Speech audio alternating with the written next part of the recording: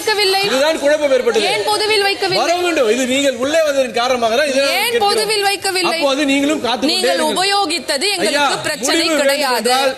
நீங்கள் ராணி சாச்சனாவுக்கு பல்லக்கு தராமல் அரிமா தேசம் வந்து இழுத்தடிக்கிறாங்க. அதை மீட்கிறதுக்காக படைத்தளபதி மஞ்சரி, மக்களான ஜாக்லின், சத்யா, பணிப்பெண் சௌந்தர்யா எல்லாரும் மீட்கிறதுக்காக கோட்டை தாண்டி அவங்கக்கிட்ட போய் பல்லக்கை எடுக்க பார்க்குறாங்க. எடுக்க முடியல. அப்போ ஒரு பிரச்சனை வெடிக்குது.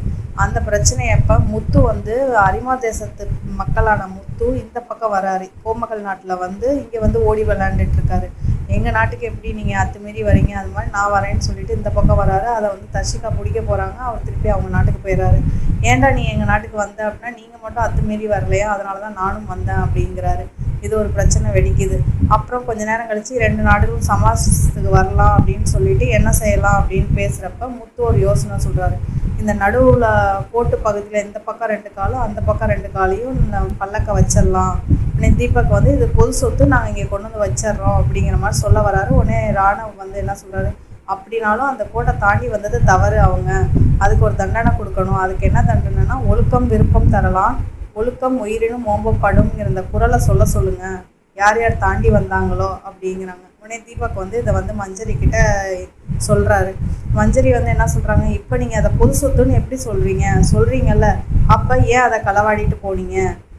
பொது சொத்துன்னு தானே நாங்களும் முன்னாடி சொன்னோம், எங்கள் ராணிக்கு வேணும்னு சொன்னோம்ல. அப்போ வந்து நீங்கள் காத்திருங்கன்னு சொல்லிட்டு போயிட்டீங்க. நீங்கள் யூஸ் பண்ணிட்டா கொண்டு வந்து இங்கே வச்சிட வேண்டியதானே நடுவில் இப்போ சொல்கிற மாதிரி.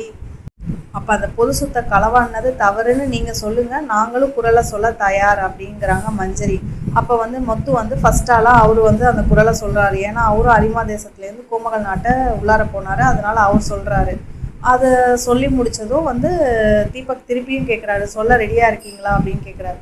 நாங்கள் சொல்ல தயாராக இருக்கிறோம், ஆனால் நீங்கள் வந்து அந்த பல்லக்க களவாடினதை தவறுன்னு நீங்களும் சொல்லுங்கள், நான் வந்து இந்த கோட்டை தாண்டினது நாங்களும் தவறுன்னு சொல்லிட்டேன், அதையும் சொல்லிட்டேன், குரலையும் சொல்ல ரெடியாக இருக்கோம். ஆனால் வந்து நீங்கள் அந்த பல்லக்க களவாடினது தவறுன்னு சொல்லுங்கள் அப்படின்னு சொல்கிறாங்க.